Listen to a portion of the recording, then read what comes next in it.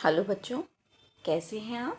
तो अब हम कुछ प्रारंभिक जो हमारी स्टार्टिंग में जिस तरीके से संख्या पद्धति थी उसके बारे में देखने जा रहे हैं। अब जब हमने गिनती गिनना सीखा तो सबसे पहले हमने क्या किया, हमने अपने शरीरों के अंगों का प्रयोग किया। तो जो विश्व में, आपके वर्ल्ड में एक ऐसा जन समुदाय है जो कि क्या करता था, अपने हाथों और शरीरों के अन्य अंगों का प्रयोग करते हुए, मतलब अपने सारे बॉडी पार्ट का प्रयोग करते हुए गिनता था। ठीक है। और ये कौन से लोग थे? ये बेसिकली पापुआ न्यू गिनी के एक जन समुदाय था जो कि इस विधि का प्रयोग करता था, जिसमें वो क्या करते थे, अपनी बॉडी पार्ट से, अपने फिंगर्स के हेल्प से काउंटिंग करते थे। जैसे कि आप देख सकते हो यहाँ पे, ये आपके थंब से आपका वो स्टार्ट कर रहे हैं काउंट करना, एंड देन कैसे चलते जा रहे हैं, 1 2 3 4 5 6 7 8 9 10 11 12 13 14 15 16 17 18 19 20 21 22 23 24 25 26 27। बट यहाँ भी इनकी यही लिमिटेशन थी, ये जो पापुआ न्यू गिनीज के जो लोग थे, कि ये सिर्फ कहाँ तक गिन पा रहे थे, 27 तक। उसके बाद एक नया मेथड आया जिसमें हम क्या करते थे, हम हड्डियों या किसी और अन्य सतह पर मिलान करके या प्रतीक बनाकर, मतलब चिन्ह खींचकर अपने नंबर्स को लिखते थे। तो ये आपकी एक डेफिनेशन भी है कि किसी सतह जैसे हड्डी पर या गुफा की दीवारों पर चिन्ह बनाकर संख्याओं को जो हम दर्शाते थे पहले के टाइम पे, प्राचीन आपके समय में, इन प्रतीकों को मिलान प्रतीक भी कहा जाता था। ठीक है। इसमें बेसिकली क्या करते थे, हर एक वस्तु के लिए, प्रत्येक वस्तु के लिए कोई एक चिन्ह दे दिया जाता था। अतः जब वो जो भी वस्तु है, जब उसका संग्रह करते थे, मतलब जब उसको कलेक्टिव करते थे, तो आपको क्या मिलती थी, कुल संख्या मिलती थी। और ये हमें कैसे पता चला बेटा, जो हमारे आर्कोलॉजिस्ट होते हैं, जब वो खुदाई करते हैं, उनको जो भी चीज़ें मिलती हैं उससे हमें हमारे अतीत के बारे में पता चलता है। तो ऐसे ही 20,000 साल पहले एक कुछ प्राचीन हड्डियां मिली थीं जिनके ऊपर कुछ चिन्ह के प्रतीक थे। ठीक है। तो जिससे हमें पता चला कि अच्छा, ये भी एक तरीका था जिससे लोग क्या करते थे, गिनते थे। इसमें जो सबसे पुरानी जो हमारी हड्डियां थी वो कौन कौन सी थी? एक तो ईशांगो हड्डी थी और लाबोम्बो हड्डी थी, जो कि 20,000 से 35,000 साल पुरानी थी। कितनी अमेजिंग बात है ना, कि इतने टाइम पहले भी लोग क्या क्या, किस किस तरीके से गिनने की अपनी खुद की एक प्रक्रिया निकाल लेते थे। ये आपको सामने दिखाया गया है। ये आपकी कौन सी हड्डी है? ये आपकी लाबोम्बो हड्डी है, ये आपकी इशांगो हड्डी है। इसी के बाद अब एक बड़ा इंटरेस्टिंग सा, आपको ये पढ़ के बड़ा मज़ा आने वाला है। एक नया तरीका था जो कि क्या था, दो को बार बार गिनना। हम क्या करेंगे, दो को बार बार गिनेंगे। ठीक है।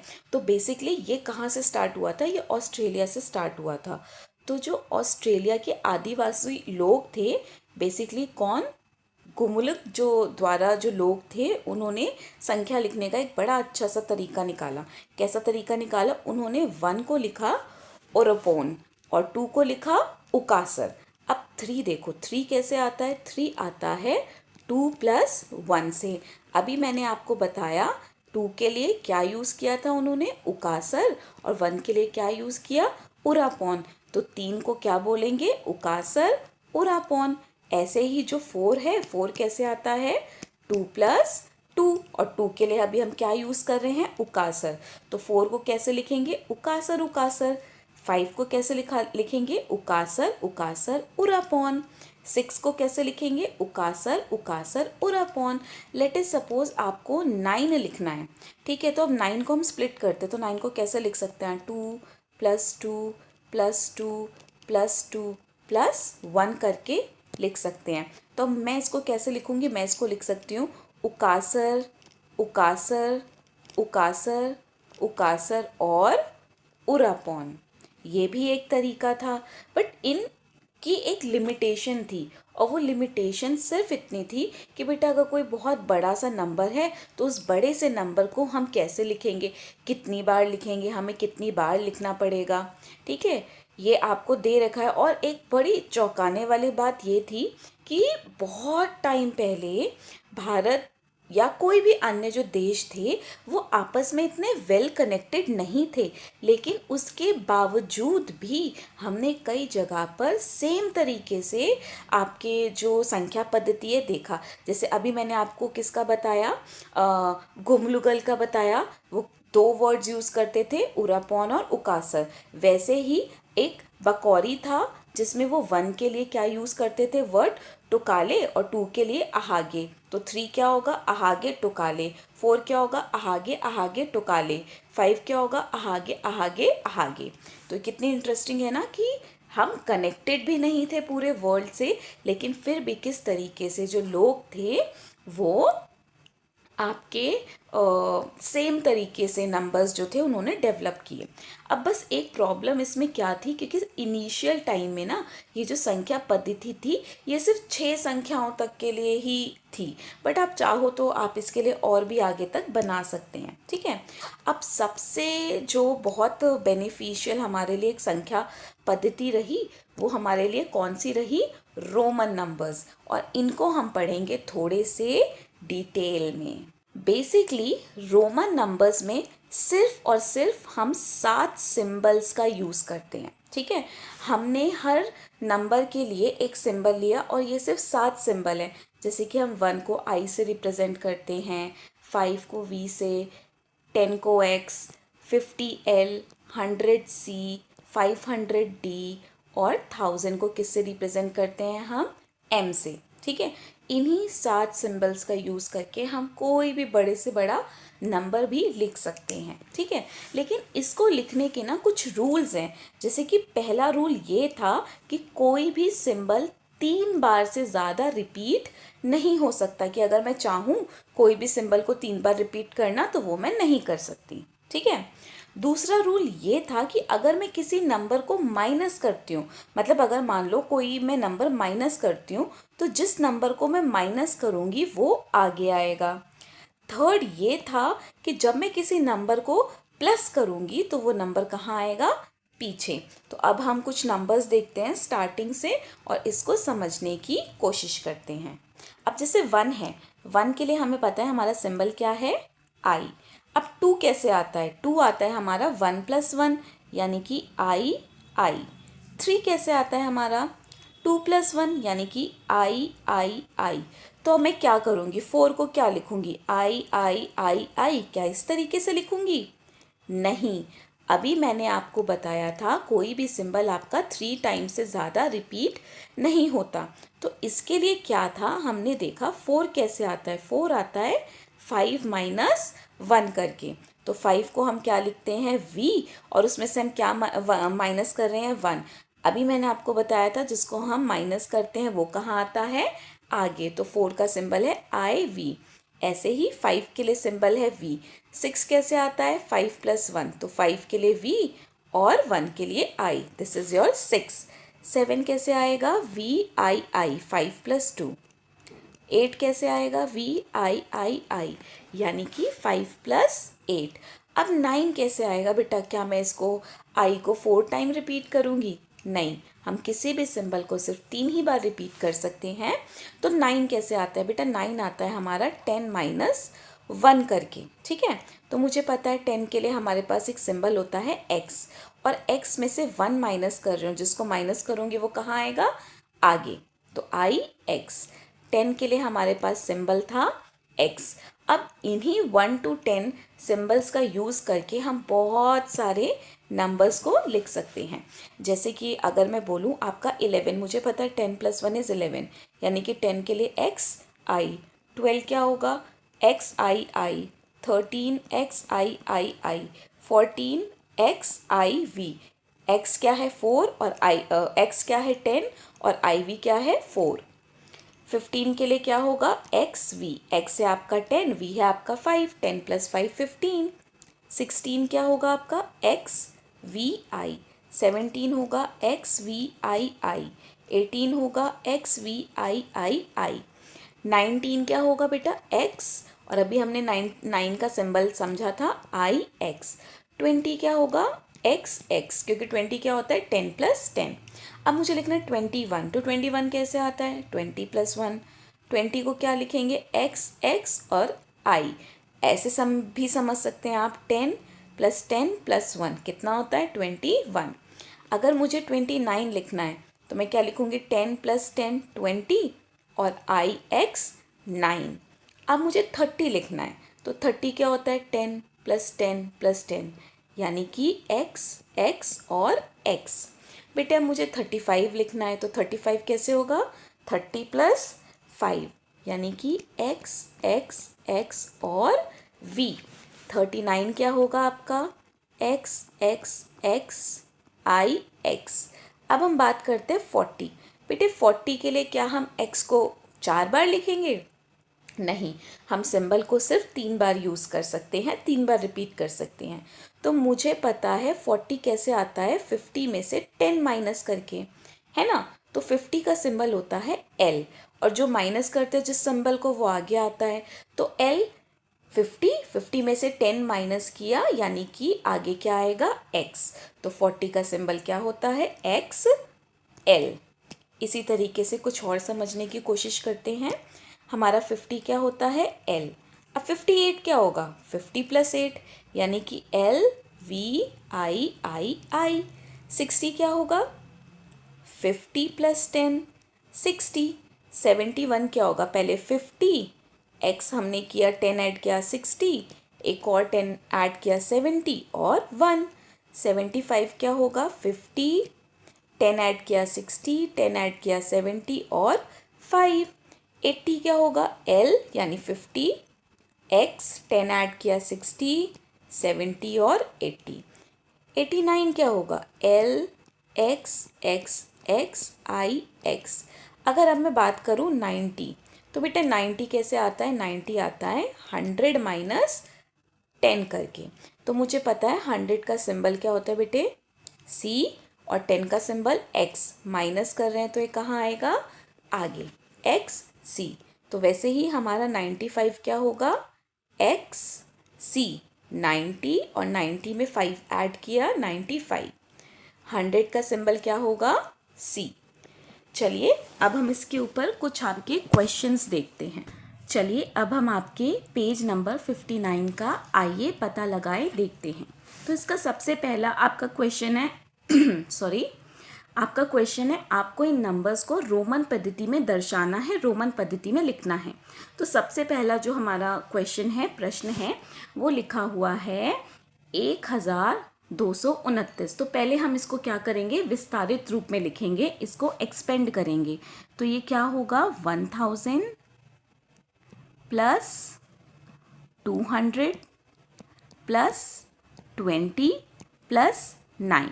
और अब हम इनके क्या लिखेंगे, सिंबल्स लिखेंगे। तो जैसा कि मुझे पता है 1000 के लिए हमारे पास एक सिंबल है, वो क्या है, M। अब 200 कैसे आता है, 100 + 100। तो 100 के लिए कैसे आता है, 200 100 + 100। तो 100 के लिए हम क्या लिखते हैं, C। तो 200 के लिए क्या होगा, C। हमें पता है 20 का सिंबल क्या है, x। और 9 का सिंबल क्या है बेटे, I x। तो ये जो नंबर अभी हमने लिखा, ये आपका क्या है, 1229। इसी तरीके से आपका सेकंड वाला पार्ट देखते हैं। इसमें भी इसको सबसे पहले आप एक्सपेंड कर लीजिए। तो वो क्या होगा, 2000 + 900 + 90 + 9। तो अभी बेटे हमें पता है 1000 के लिए सिंबल होता है M, 1000 के लिए। तो 2000 के लिए सिंबल क्या होगा, M कितना हो गया, 2000 प्लस, अब हमें लिखना है 900। तो 900 कैसे आता है, जब हम 1000 में से 100 को घटाते हैं, है ना। तो जब हम 1000 में से 100 को घटाते हैं तो अभी मैंने बताया जिसको घटाएंगे उसको आगे लिखेंगे। m का मतलब 1000 और जब मैंने इसके आगे c लिख दिया तो यानी कि 1000 में से मैंने 100 घटा दिया तो ये कितना हो गया 900। ठीक है, 90 मुझे पता ही है, वो कैसे लिखते हैं हम, तो 90 कैसे लिखते हैं 100, 100 यानी c और c में से 10 माइनस कर दे जिसको मैंने आगे लिख दिया। ठीक है, ये हो गया हमारा 90। अब 9 कैसे लिखते हैं IX, तो ये जो आपका सिंबल है रोमन नंबर्स में ये आपका क्या लिखा हुआ है 2999। चलिए आपके थर्ड पार्ट की तरफ चलते हैं। तो आपका थर्ड पार्ट है 302। सबसे पहले इसको स्प्लिट करते हैं, तो इसको हमने स्प्लिट किया 300 प्लस 2। अब इसको रोमन में लिखते हैं। तो 300 कैसे आता है 100 प्लस 100 प्लस 100, 3 टाइम्स प्लस करके, यानी कि C कितना हो गया 300 और 2 के लिए सिंबल क्या होता है बेटा I। ऐसे ही अब हम क्या करेंगे 712 को स्प्लिट करेंगे। तो 712 को जब हम तोड़ेंगे तो ये क्या होगा विस्तृत रूप में 700 प्लस 10 प्लस 2। इसको हमने स्प्लिट किया। अब देखते हैं 700 कैसे आता है। जब हम 500 में 200 प्लस करते हैं तो 500 के लिए हमारे पास सिंबल है D, ये हो गया 500।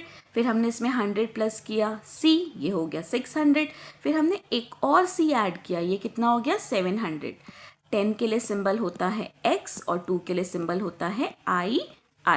चलिए बच्चों, अब हम आपके पेज नंबर 60 पे आइए पता लगाए के क्वेश्चन करते हैं। ठीक है, जो सबसे पहले आपका क्वेश्चन है वो यही बोला है कि जो प्रशांत महासागर एक द्वीप में जो रहने वाले जो स्वदेशी वहाँ के जो लोग थे वो एक समूह में जो विभिन्न वस्तुएं हैं उनको गिनना चाहते थे और अलग अलग क्रमों का प्रयोग करना चाहते थे। तो किस तरीके से करेंगे, ऐसा क्यों करते थे, वो जो ग्रुप बनाते थे तो ऐसा क्यों करते थे।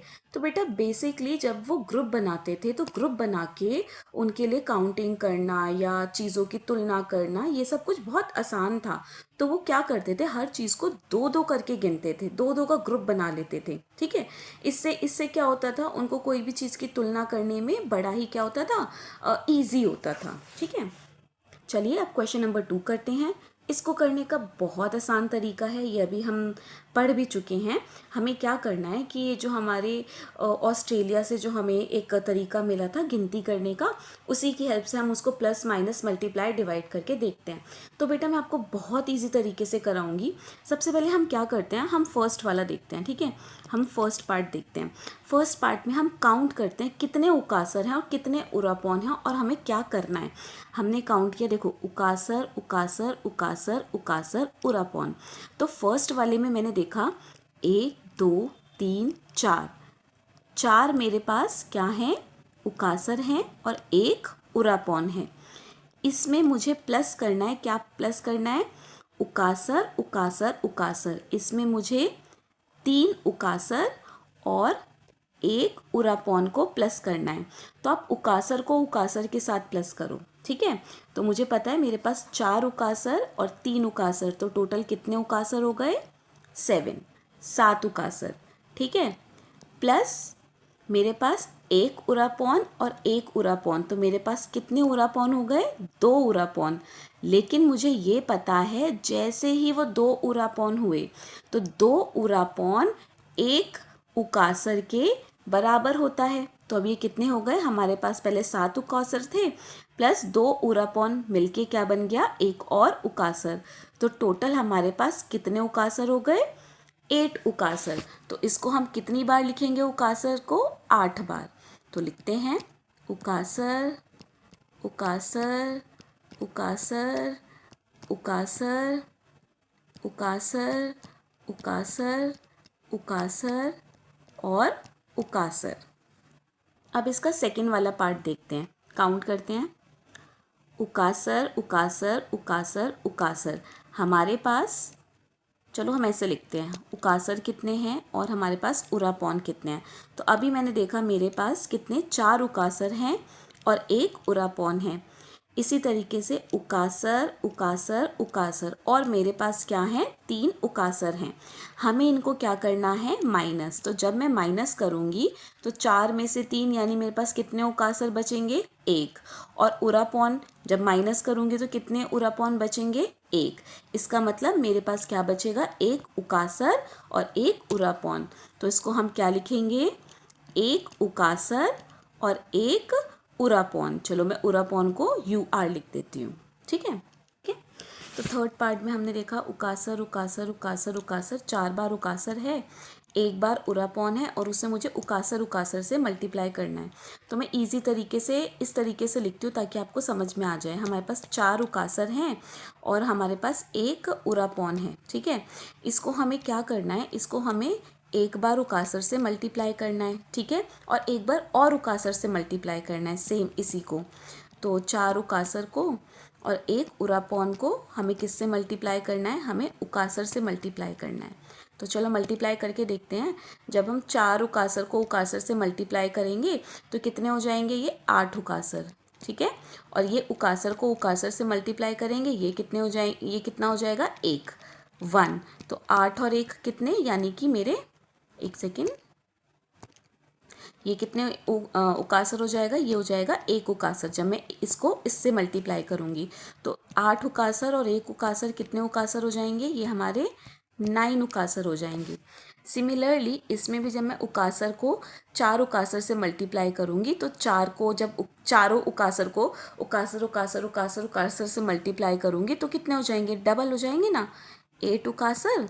और जब 1 उरापौन को 1 उकासर से मल्टीप्लाई करूँगी तो ये भी 1 उकासर बन जाएगा।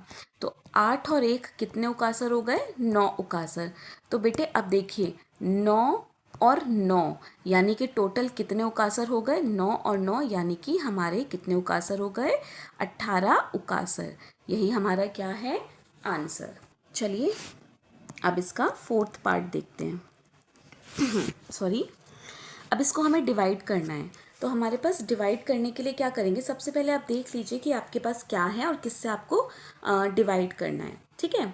तो मैं देखती हूँ मेरे पास 1 2 3 4 5 6 7 8, मेरे पास 8 उकासर हैं जिसको मुझे डिवाइड करना है उकासर उकासर। कितने उकासर से, 2 उकासर से, ठीक है। तो जब मैं इसको काटूंगी तो मेरे पास कितना आंसर आएगा, मेरे पास आएगा 4 उकासर। तो मेरा आंसर होगा 4 बार उकासर उकासर उकासर उकासर और उकासर। का थर्ड क्वेश्चन कहता है कि जो आपकी हिंदू संख्या प्रणाली है उसकी ऐसी क्या विशेषता है जो रोमन की तुलना में बहुत ही कौशल है, बहुत ही अच्छी है। तो बेटा जो रोमन नंबर्स है ना, रोमन नंबर्स में ऐसे आपके ज़ीरो के लिए कोई भी ऐसा प्लेस नहीं है, ना ही कोई सिंबल डिफाइन है। लेकिन जो हमारी हिंदू संख्याएं हैं ना उसमें ज़ीरो को क्या कर रखा है, एक स्थान दे रखा है। तो इससे क्या होता है, हमारी जो नंबर सिस्टम है ना वो और ज़्यादा स्थिर हो जाती है, जबकि रोमन प्रणाली ऐसी नहीं है। रोमन प्रणाली के पास कोई भी ज़ीरो का कॉन्सेप्ट नहीं है। आई होप आप सबको समझ आया होगा। Thank you.